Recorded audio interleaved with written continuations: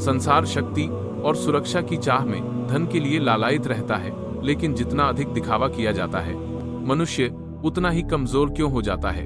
क्या प्रदर्शित समृद्धि एक अभेद्य किला है, या यह केवल एक सोने का पिंजरा है जो लालची निगाहों को आकर्षित करता है?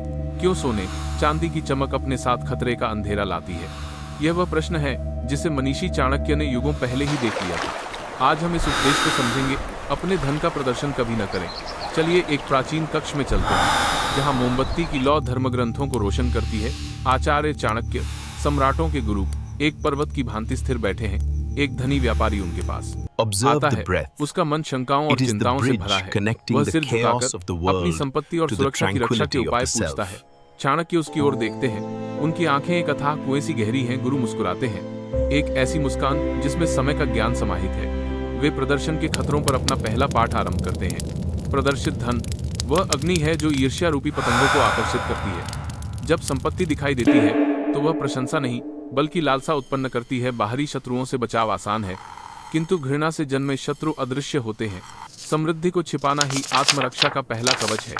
मनीषी ने चाय की एक चुस्की ली और अपनी बात जारी रखी। सार्वजनिक रूप से प्रदर्शित धन युद्ध को खुला निमंत्रण है। निर्बल चापलूसी का मार्ग खोजेगा और सबल उसे छीनने का प्रयास करेगा। जो वृक्ष अपने फल छिपाता है वह सुरक्षित रहता है, जो प्रदर्शन करता है वह तोड़ दिया जाता है। भौतिक विनय ही संघर्ष से बचने की सबसे बुद्धिमानी भरी रणनीति है। चाणक्य ने जलती हुई मोमबत्ती को देखा।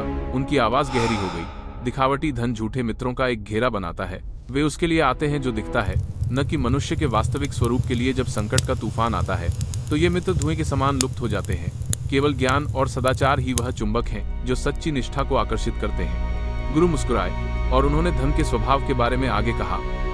संपत्ति जल की धारा के समान है। यह निरंतर बहती है और एक स्थान पर नहीं रुकती। आज धन का प्रदर्शन करना कल के खालीपन को न्योता दे सकता है। धन से चिपका रहने वाला व्यक्ति धुएं को मुट्ठी में पकड़ने का प्रयास करता है। देवी लक्ष्मी पर कभी पूर्ण विश्वास न करें, क्योंकि उनका स्वभाव बहुत चंचल है। व्यापारी ने सिर हिलाया, लेकिन उसका मन अभी भी शंका में था।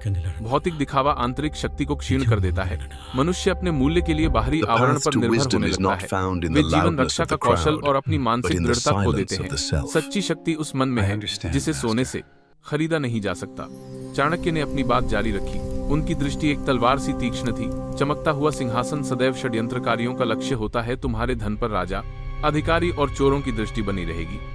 एक छिपा हुआ किसान शांति से सो सकता है, किंतु एक प्रदर्शनकारी राजा नहीं। यदि शांति चाहते हो तो एक गुप्त नदी की भांति बहो, न कि शोर मचाते झरने की तरह। मनीषी रुके ताकि उनका शिष्य स्वयं चिंतन कर सके। धन का प्रदर्शन सुरक्षा का एक खतरनाक भ्रम पैदा करता है। मनुष्य मानता है कि ऊंची दीवारें और प्रहरी उसकी रक्षा कर सकते हैं, किंतु सबसे घातक विश्वासघात उन्हीं दीवारों के भीतर से आता है। वास्तविक सुरक्षा उस विवेक से आती है जो अपनी शक्ति को छिपाना जानता है। चाणक्य ने और चाय डाली। उसकी सुगंध चारों ओर फैल गई। ज्ञान ही एकमात्र ऐसा खजाना है जिसे चुराया नहीं जा सकता। धन एक रात में खो सकता है, किंतु ज्ञान सदा साथ रहता है। चोर सोना ले जा सकता है, किंतु मन में बसी प्रज्ञा को नहीं ले जा सकता। ज्ञान में निवेश करें, यह वह संपत्ति है जिसका मूल्य कभी कम नहीं होता। गुरु मुस्कुराए और उन्होंने नियंत्रण के विषय में कहा। जब कोई धन का प्रदर्शन करता है तो वह अपना नियंत्रण दूसरों को सौंप देता है। उसके कार्य बाहरी मान्यता की इच्छा से नियंत्रित होने लगते हैं। बुद्धिमान परिस्थितियों को नियंत्रित करता है, मूर्ख परिस्थितियों द्वारा नियंत्रित होता है। अपनी संपत्ति को गुप्त रखना ही अपने भाग्य की कुंजी को संभालना है। मोमबत्ती बुझने वाली थी। चाणक्य ने अंतिम पाठ दिया। मछली तभी पकड़ी जाती है जब वह मुंह खोलती है। सीप तभी मोती खोती है जब वह खुलती है। मनुष्य तभी संकट में पड़ता है जब वह अपने पास मौजूद चीजों का दिखावा करता है। मौन रहना स्वर्ण है, किंतु अपने स्वर्ण धन के बारे में मौन रहना उससे भी मूल्यवान है। सबसे बड़ी संपत्ति एक ऐसा जीवन है जिसे कोई नहीं जानता, जिसकी कोई लालसा नहीं करता। व्यापारी ने सिर झुकाया। वह पूरी तरह समझ चुका था। चाणक्य ने धीमी और दृढ़ आवाज में निष्कर्ष दिया। कभी भी बाहरी धन को अपने ज्ञान के प्रकाश पर हावी न होने दे। एक महासागर की तरह धनवान बनो जो नीचे गहरा और शांत है, उस उथली धारा की तरह नहीं जो अपने हर कंकड़ का प्रदर्शन करती है। सबसे बड़ा शत्रु निर्धनता नहीं है, सबसे बड़ा शत्रु वह अहंकार है जो संपत्ति से जन्म लेता है। ज्ञान का संचय करो, क्योंकि वही शाश्वत संपत्ति है।